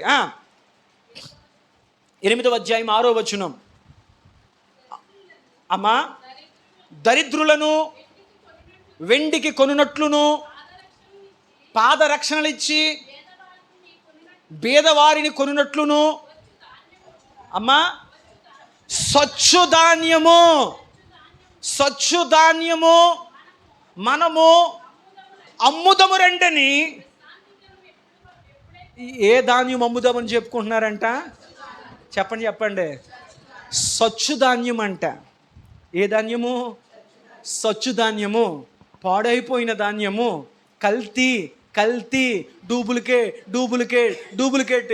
ఇంకా దౌర్భాగ్యం ఏంటంటే ఆఖరికి ప్లాస్టిక్ బియ్యం వచ్చేస్తున్నాయి, ప్లాస్టిక్ కోడిగుడ్లు వచ్చేస్తున్నాయి, ప్లాస్టిక్ ఆఖరికి ఆకుకూరలు సైతం రసాయనాల్లో ముంచుతున్నారు. ఏరా బాబు అంటే ఫ్రెష్గా ఉండాలండి అంటే నీ రాబడి కొరకు, నీ సంపాదన కొరకు ప్రమాదకరమైనటువంటి కెమికల్స్ అన్నీ నువ్వు కొడుతున్నావు. తత్ఫలితంగా తిన్నవాడు చనిపోతున్నాడు. రీసెంట్గా ఒక న్యూస్ చూశాను, ఒక 10 రోజుల క్రితం. ఆయన తన పొలములోనే పెంచుకున్నాడంట బీరకాయలు, బహుశా బీరకాయలు, చిక్కుడుకాయలు సంథింగ్ కోసుకున్నాడు. ఆ రోజు ఇంటికి సాయంత్రం తీసుకొచ్చాడు. భార్య చక్కగా వంట వండేసింది, కుటుంబం అంతా కలిసి కూర్చొని తిన్నారు. కొంత కూర మిగిలిపోయింది. సర్వసాధారణంగా ఈ మధ్యన ఎవరన్నా ఏం చేస్తారు? కూర మిగిలిపోతే ఫ్రిడ్జ్లో పెట్టుకున్నారు. మళ్ళీ నెక్స్ట్ రోజు అదే కూర తీసుకొని తిన్నారు, ఫుడ్ పాయిజన్ అయింది, కుటుంబం మొత్తం చనిపోయారు. మటన్ కూర మిగిలింది, ఫ్రిడ్జ్లో పెట్టుకొని తిన్నారు, అదే రోజు ఒక కుటుంబం ఫుడ్ పాయిజన్ అయింది, కుటుంబం మొత్తం చనిపోయారు. అందుకే ఈ మధ్యన ఆరోగ్య సంస్థ ఏం చెప్తుందంటే, దయచేసి ఎప్పుడే ఆహారం అప్పుడే వండుకోండి, ఎప్పుడప్పుడే తినేయండి, మీ పిసినారి బుద్ధులు పక్కన పెట్టి మిగిలితే ఫ్రిడ్జ్లో పెట్టేసుకొని తర్వాత మళ్ళీ వేడి చేసుకొని తిని ఆరోగ్యాలు చెడగొట్టుకొని 10 రూపాయలు పొదుపు చేసే ప్రయత్నంలో 1000 రూపాయల హాస్పిటల్కి వాడండి. కాస్త ఆలోచన. ఆరోగ్యకరమైన ఆహారం తినండి. నువ్వు ఆరోగ్యకరమైన ఆహారం ఫ్రెష్గా తింటే, వేడివేడిగా తింటే మందులు తినాల్సిన పని లేదు, రోగాలకు ఖర్చు పెట్టుకోవాల్సిన పని లేదు. ఆహారం దగ్గర పొదుపు చేద్దామని చెప్పి రోగాలకు డబ్బు ఖర్చు పెట్టొద్దు. ఏం తింటున్నావో జాగ్రత్త. దేవునికి స్తోత్రం. హల్లెలూయా. ఇప్పుడు చెప్పండి, ఈ కడవరి దినాల్లో ఏం కల్తీ అయిపోయింది? చెప్పండి. కల్తీ ఆహారం తింటున్నా. నువ్వు కల్తీని ఆపలేవు, కానీ ప్రభా ఇక తప్పక నేను ఆహారాలు తింటున్నా అన్నాయన, దయచేసి ఈ ఆహారం తింటుండగా నాకు ఆరోగ్యం దయచేవా అని చెప్పి నీ ఆహారము చుట్టూ దేవుని కాపుతలు ఉండినట్లు నువ్వు ప్రయత్నం చేయి. 99% ఇంట్లోనే వండుకొని తిను. రాజమండ్రిలో నాకు ఒక బట్టల షాప్ తెలిసిన ఆయన ఉన్నారు. చాలా మంచి ఆయన. కలిసిన ప్రతిసారి ఆయనతోనే మాట్లాడేవాడిని. రీసెంట్గా నేను కొద్ది కాలంగా ఆ షాపుకు వెళ్ళలేదు. మొన్న వెళ్ళాను. ఆయన ఫోటో పెట్టి ఫోటోకు దండేసి ఉంది. వాళ్ళ అబ్బాయిని అడిగాను, అయ్యా ఏమైంది? నాన్నగారు చాలా హెల్తీగా ఉండేవారే, పడగరి మంచి చక్కని పర్సనాలిటీ, ఏమైంది అంటే పేక్ క్యాన్సర్ వచ్చిందండి నాన్నగారికి అన్నాడు. అంటే ఏం లేదండి, ప్రతిరోజు సాయంత్రం ఆయన ఈవినింగ్ స్నాక్స్ టైంలో అక్కడ ఒక చోటకి వెళ్ళి తింటూ ఉండేవారండి. ఏం జరిగిందో తెలియదు, ఉండగా అలా తింటూ ఇన్ని సంవత్సరాలు తింటూ ఉన్నారు. మొన్న రీసెంట్గా నొప్పి వస్తుందని చెప్పారు, హాస్పిటల్ తీసుకువెళ్ళాం, టెస్ట్ చేశారు, పేక్ క్యాన్సర్ అని తెలిసింది. అప్పటి నుంచి ఆయన క్షీణించిపోయారు, కీమో చేయించాం, అలా కొన్ని లక్షలు ఖర్చు అయిపోయాయండి. ఆఖరికి నాన్నగారు దొరకలేదండి. అమ్మా, వ్యాపారం చేయడం తప్పని అనడం లేదు, నీకు తెలియదు ఎవరు ఎలా తయారు చేసి మన చేతికి ఎత్తున్నారు. మనకిచ్చిందానే మనం వండి అమ్ముతున్నాం, మనకిచ్చిందానే మనం షాపులు పెట్టి అమ్ముతున్నాం. కానీ మనకు తెలియదంటే మన చేతికి వచ్చే లోపల ఎన్ని కల్తీలు అయిపోతున్నాయో కదా. ఇలా చెప్పుకుంటూ వెళ్ళిపోతే మనిషి తినే తాగే దేని మీద దేవుడు నీకు ఇచ్చిన దాని కొరకు నువ్వు ప్రార్థించుకొని నువ్వు ఆహారం తినడానికి ప్రయత్నం చేయండి, ఆరోగ్యకరమైన భోజనం చేయండి. అందుకు బైబిల్ అంటుంది, దేవుడు యోబు యొక్క ఆహారము చుట్టూ కంచె వేస్తాడు. దేవునికి స్తోత్రం. సామెతల గ్రంథం 30వ అధ్యాయం 8వ వచనములో దేవుడు ఇచ్చాడు కదా అని చెప్పి నీ ఆహార విషయం నువ్వు ఎంత జాగ్రత్తగా ఉండాలో చూడండి. సామెతల గ్రంథం 30వ అధ్యాయం 8వ వచనం, వ్యర్థమైన వాటిని, అబద్ధములను నాకు దూరముగా ఉంచుము. పేదరికమునైనను ఐశ్వర్యమునైనను నాకు దయచేయకుము. తగినంత ఆహారము. దేవునికి స్తోత్రం చెప్పండి. ఎంత ఆహారం అంట? ముగించేసుకుందాం. తగినంత ఆహారం. తగినంత ఆహారం. ఎక్కువ తింటే కొలెస్ట్రాల్ కలగదోయ్ అంటున్నారు. తిండి ఎక్కువ తింటే ఊబకాయం కలదోయ్ అంటున్నారు. అందువలన ఈ మధ్యన తనాలు తిండి తింటాం మానేసి ఏం చేస్తున్నారు అంటే ఆరోగ్యం మీద శ్రద్ధ పెరిగి, కరోనా వచ్చి మనకేమి నేర్పిందిరా అంటే ముందు ఆరోగ్యం మీద శ్రద్ధ పెట్టరా బాబు అని చెప్పింది. అందువల్ల ఈ మధ్యన జనాలకి ఆరోగ్యం మీద శ్రద్ధ పెరిగింది. నీ ఆహారం వృధా కాకూడదు. ప్రపంచ ఆరోగ్య లెక్కల ఆహార లెక్కల ప్రకారము ఎక్కువ ఆహారం భారతదేశంలో వృధా అయిపోతుందంట. ఫంక్షన్ల పేరట, పెళ్ళిళ్ళ పేరట, ఆ పేరట, ఈ పేరట తినేది తక్కువ తీసుకెళ్ళి వేస్ట్ రూపంలో పడేసేది. నేను ఎప్పుడు చెప్తుంటాను ఏంటయ్యా అంటే, నువ్వు ఎంత తినగలవో అంత మాత్రమే ఆహారం పెట్టించుకో. నువ్వు తినలేని దేన్ని నీ నీ నీ పాత్రలో ఉండనివ్వద్దు. నీ చేతులతో ఆహారం పడేయొద్దు. కొంతమందికి పడేయడం సరదా. పడేయదు. కూర మిగిలితే పడేయాలి, అన్నం మిగిలితే కొంతమందికి ఎక్కువ వండుకుంటారు. పడేసావా? దేవుడు నీకు ఇచ్చిన ఆహారం పట్ల నువ్వు లెక్క చెప్పాలి. ఒక రోజున అది దొరకని రోజు వచ్చే అవకాశం ఉంది. నేను ఒక మాట చెప్పి ముందుకు వెళ్తాను. ఆకలితో ఉన్నవాడు ఆహారం కొంటాకు వెళ్ళకూడదు. ఆవేశంలో ఉన్నవాడు నిర్ణయాలు తీసుకుంటాకు వెళ్ళకూడదు. ఆకలితో ఉన్నవాడు లోపల ఆకలి ఉంది కదా, బేకరీకి వెళ్ళాడు అనుకో, ఎక్కడైనా షాప్కి వెళ్ళాడు అనుకో, లోపల నా ఆకలే అంటదే, అది కొనే, ఇది కొనే, ఇది కొనే, ఇది కొనే, అన్నీ కొనేస్తాడు. లోపల ఆకలి ఉంది కాబట్టి. కానీ తర్వాత అన్నీ కొనేసి 2 తిన్నా కడుపు నిండిపోద్ది. మిగతా ఏం చేస్తాడు? ఆవేశం ఉన్నవాడు తొందరపడుతూ నిర్ణయాలు తీసుకునే ప్రమాదం ఉంది. కనుక ఆకలితో ఉన్నప్పుడు ఆహారం కొనడానికి వెళ్ళొద్దు. ఎందుకంటే నీ శక్తికి మించుకొనేస్తావు. మీకు అర్థమైందా? అందుకే భక్తుడు ఏమని ప్రార్థిస్తున్నాడంటే, ప్రభువా నాకు తగినంత ఆహారం నాకు దయచే. అంటే నా ద్వారా కానీ, నా కుటుంబం ద్వారా కానీ నా ఇంట్లోంచి ఆహారం వృధాగా పడివేయబడకుండురుగాక. నేను నేర్చుకున్నాను ఈ పాఠం, మీకు నేర్పుతున్నాను. ఎంత అవసరమో అంత మాత్రమే వండుకుని వేడివేడిగా తినండి తప్ప ఆరోగ్యాలు పాడు చేసుకోవద్దు. ఆహారం ద్వారా అనేక మంది ఆకలితో ఎదురు చూస్తున్న వారు ఉన్నారు. జాగ్రత్త. ఎంత గొప్ప ఆహారం నువ్వు తిన్నా దేవుని కంచె లేకపోతే చనిపోయే ప్రమాదం ఉంది. చూడండి, ఆ మాట మీకు జ్ఞాపకం చేస్తాను. చూడండి, యోహాను శుభవార్త 6వ అధ్యాయం 49వ వచనం. త్వరగా ఆ యోహాను శుభవార్త 6వ అధ్యాయం 49వ వచనంలో బైబిల్ వాక్యం సెలవిస్తుంది. ఏంటయ్యా అంటే, మన పితరులు పరలోకపు మన్నాను తినినను వారు చనిపోయిరి. పరలోకము నుంచి దేవదూతలు తినేటువంటి ఆరోగ్యకరమైనటువంటి శ్రేష్టమైనటువంటి కల్తీ లేనటువంటి ఆహారం తిన్న వారు చనిపోయే కారణం ఏంటంటే, పరలోకం నుంచి వచ్చినటువంటి ఆహారంలో కల్తీ లేదు, తినేవాడి మనసులో కల్తీ ఉంది. ఆహారం కల్తీ అవ్వాలంటే ముందు ఏది కల్తీ అయిపోవాలి? మన బుద్ధి, మన స్వభావం, మన గుణం కల్తీ అయిపోవాలి. ఆహారంలో కల్తీ లేదు. మన్నా వచ్చింది పరలోకం నుంచి, దేవదూతలు తినే ఆహారం వచ్చింది. కానీ తిన్న వాళ్ళు చచ్చిపోయారు. కారణం ఏంటంటే ఆహారంలో కల్తీ లేదు, వీళ్ళ స్వభావములో కల్తీ ఉంది. కాబట్టి దేవుడు యోబు గారి యొక్క ఆహారము చుట్టూ, ఎద్దుల చుట్టూ ఆహారము చుట్టూ కంచె వేసినట్లు దేవుడు నీ తింటున్న ఆహారము చుట్టూ, తర్వాత నువ్వు తింటున్న ప్రతి ఆహారము చుట్టూ దేవుడు కంచెను పొదుపుగా తినండి, ఆరోగ్యంగా తినండి, మితముగా తినండి. చాలు. దేవునికి స్తోత్రం. హల్లెలూయా. ఎన్ని కంచెలు చెప్పుకున్నాం? 5 కంచెలు. సరే, 6వ కంచెను కూడా మీకు జ్ఞాపకం చేస్తాను. ఇంకేం మిగిలింది? నెక్స్ట్ చూడండి, వేలు పెట్టి చూడండి, అక్కడ ఏం మిగిలింది? ఇంకా గాడిదలు. దేవునికి స్తోత్రం. యోబు గారి చుట్టూ ఇంకేం మిగిలినాయి? యోబు గారికి దేవుడు ఇచ్చినటువంటి గాడిదల చుట్టూ కూడా కంచె ఉందంట. త్వరగా చెప్దాం. గాడిదలు దేనికి సూచన? వాక్యం ఆధారంతో చూద్దాం. ఆది కాండము 42:26. ఆది కాండము 42వ అధ్యాయము 26వ వచనం. గట్టిగా చదవాలి. వారు తాము కొనిన ధాన్యమును తమ గాడిదల మీద ఎక్కించుకొని అక్కడి నుండి వెళ్ళిపోయిరి. చాలు. దేవునికి స్తోత్రం చెప్పండి. అంటే బరువులు మోసేటువంటివి గాడిదలు. ఒంట్ల మీద బరువులు ఎట్టరు. మనుషులు ప్రయాణం చేసేది ఒంటుల మీద, కానీ వస్తువులను మాత్రం మోయించేది గాడిదల మీద. ఇప్పుడు దేవుడు యోబు గారి యొక్క గాడిదల చుట్టూ కూడా కంచి వేశాడు. అంతటి చుట్టూ అన్నాడు కదా, గాడిదల చుట్టూ కూడా కంచి వేశాడు. అంటే గాడిదల చుట్టూ కంచి వేశాడంటే ఆత్మీయ అర్థం తెలుసా? ఆ గాడిదల మీద యోబు గారికి సంబంధించినవి ఏమున్నాయి?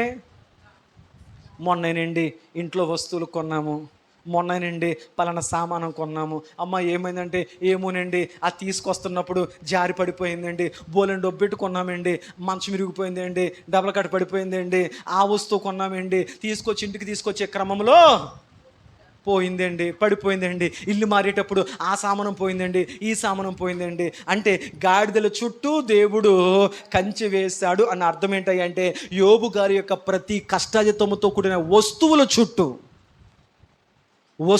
చుట్టూ దేవుడు కంచె వేశాడు. అంటే యోబు గారు తన కష్టాజితముతో దేన్నైతే కొనుక్కున్నాడో ఏ వస్తువు పాడవకుండా, ఏ వస్తువు చెడిపోకుండా, ఏ వస్తువు పాడైపోకుండా దేవుడు యోబు గారు కష్టాజితం కొనుక్కున్న వస్తువులంతటి చుట్టూ దేవుడు కంచె. ఈరోజు కోపం వస్తే పగలగొట్టేస్తారు. ఏంటి? అప్పుడు ఆవిడ చేతిలో ఆయన చేతిలో ఏమో, నాకు కోపం వస్తేనే నా చేతులు ఏదుంటే అది పగలగొట్టేస్తాను, రిమోట్లు పగలగొట్టేస్తాను, టీవీలు పగలగొట్టేస్తాను, కోపంలో ఫోన్లు పగలగొట్టేస్తాను. అదే పగలగొట్టే తర్వాత ఏమవుతుంది? నీ జీవితం పగిలిపోద్ది కదా. ఈనాడు అనేక మంది దేవుడు తమకిచ్చినటువంటి విలువైన వాటిని చేజార్చుకుంటున్నారు. శ్రద్ధ లేక, బాధ్యత లేక, జాగ్రత్త లేక. కొన్నిటిని చాలా జాగ్రత్తగా పట్టుకోవాలి. హల్లెలూయా, హల్లెలూయా. కోపాలతో, ఆవేశాలతో ఇంట్లో వస్తువులను పోగొట్టుకుంటున్నవారు, ఇంట్లో వస్తువులు నాశనం చేసుకుంటున్నవారు ఈ లోకములో అనేక మంది ఉన్నారు. నీ కష్టాజితముతో కొనుక్కున్న ఏ వస్తువు కూడా పాడవకుండా, చెడిపోకుండా యోబు గారి వస్తువుల చుట్టూ దేవుడు ఇచ్చినటువంటి భద్రత, కంచె దేవుడు నీ వస్తువుల చుట్టూ దేవుడు నీకు అనుగ్రహించి ఇక నూతన వస్తువులను ప్రభు నీకు అనుగ్రహించునుగాక. ఆమేన్. ఎన్ని కంచెలు అయినాయి? మొదటి కంచె ఏంటి? ఆరోగ్యం అనే కంచె. రెండవ కంచె ఏంటి? ఇంటి వారికి రక్ష అనే కంచె. మూడవ కంచె ఏంటి? గొర్రెలకు ఆదాయము అనే కంచె. నాలుగవ కంచె ఏంటి? ఒంటెలు అంటే ప్రయాణాలు అనే కంచె. ఐదవ కంచె ఏంటి?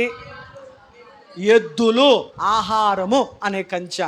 తర్వాత ఆరవది గాడిదలు అనగా వస్తువులు అనేటువంటి. మీకు అన్నీ అర్థమైనట్లే కదా. ఇంతకుముందు చదువుకుంటూ వెళ్ళిపోయాం, ఇప్పుడు వాక్యపు వెలుగులో చూస్తే ఇదా అర్థం. దేవునికి స్తోత్రం.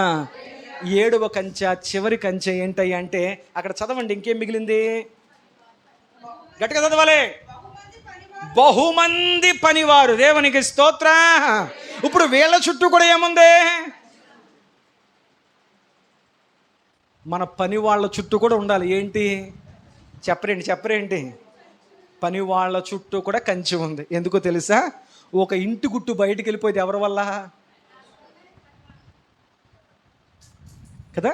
పని వాళ్ళని జాగ్రత్తగా చూసుకుంటే ఆ యజమాని బాగుంటాడు. పని వాళ్ళని సరిగా చూసుకోకపోతే ఆ ఇంటికి ఏదో రూపంలో నష్టమే కనపడుతుంది. కాబట్టి నీ పనివారి విషయంలో నువ్వు జాగ్రత్త కలిగి ఉండాలి, శ్రద్ధ కలిగి ఉండాలి, ప్రేమ కలిగి ఉండాలి, కనికరం కలిగి ఉండాలి. కాబట్టి దేవుడు యోబు గారి పనివారు చుట్టూ కూడా కంచెని వేశాడు. వారి వల్ల యోబు గారికి ఎక్కడ నష్టం కలగకుండా దేవుడు అబ్రహాము గారి యొక్క పని వాళ్ళకి, లోతు గారి యొక్క పని వాళ్ళలో ఒక కాపరికి గొడవ అయింది. ఈ గొడవ ఎవరికి నష్టం తెచ్చిపెట్టింది? అబ్రహాము గారు లోతు గారిని విడగొట్టేసింది. ఆ విడిపోయి దూరం వెళ్ళడం వల్ల ఎవరి కుటుంబం పాడైపోయింది? లోతు కుటుంబం పాడైపోయింది. అసలు లోతు కుటుంబం భార్య ఉప్పు స్తంభం అయిపోవడానికి అల్లుళ్ళందరూ కలిగినంతా కూడా ఆ అగ్ని గంధకాలతో అబ్రహాము గారి నుంచి విడిపోవడానికి. అసలు విడిపోవడానికి అసలు బీజం ఎక్కడ పడింది? పనోడికి వచ్చిన. అర్థమైందా? కాబట్టి దేవుడు యోబు గారికి అంతమంది పని వాళ్ళు ఉన్న పని వాళ్ళ మధ్య సఖ్యత, ఐక్యత, ఒకడి మీద ఒకడికి ద్వేషము, ఒకడి మీద ఒకడికి కక్ష పూరితమైన తత్వాలు లేకుండా పని వాళ్ళందరికీ చుట్టూ కూడా దేవుడు కంచెను వేశాడు గనుక వారు చేసే పనుల్లో దేవుని కాపుదల భద్రత ఉంది కనుక దేవుడు అన్ని రీతులుగా యోబు గారిని అలా అంచెలంచెలుగా వర్ధులు చేస్తూ వెళ్ళాడు. కారణం ఏంటంటే అతడు నీతిమంతుడు, యథార్థవంతుడు, సత్యవంతుడు, యెహోవా యందు భయభక్తులు కలిగి చెడుతనమును విసర్జించిన వాడు గనుక దేవుడు యోబు గారికి, అతని ఇంటి వారికి, అతనికి కలిగినవన్నీ ఇట్లో ఈ 5 వచ్చాయి. ఈ అన్నిటికి దేవుడు కంచెను వేశాడు. గుర్తుపెట్టుకో, కంచె ఉంది కరెక్టే, కానీ ఆ కంచెను దాటి బయటకు వచ్చావా, కంచె బయట పాము ఉంది, పాము కరుస్తుంది. పాము అంటే సాతానుడు, పాము అంటే రోగము, పాము అంటే ఆపద, పాము అంటే మరణము, పాము అంటే ఖర్చులు, పాము అంటే రోగము, పాము అంటే పతనం. కాబట్టి ఎట్టి పరిస్థితుల్లో నీవు ఆ కంచె నుంచి బయటకు రాకుందువుగాక. కాబట్టి ఏ స్థితిలోనైనా నువ్వు నమ్మాల్సింది ఏంటంటే, ఏమైనా పర్లేదు, దేవుని కాపుదల నాకుందే. యెహోవా యందు భయభక్తులు గల వారి చుట్టూ ఆయన దూత కావలి ఉండి వారిని రక్షించును. యెరూషలేము చుట్టూ పర్వతములు ఉంటాం. అక్కడ దేవుని వాక్యములో ఏమని రాయబడి ఉంది అని అడిగితే, ప్రసంగి గ్రంథము 10వ అధ్యాయం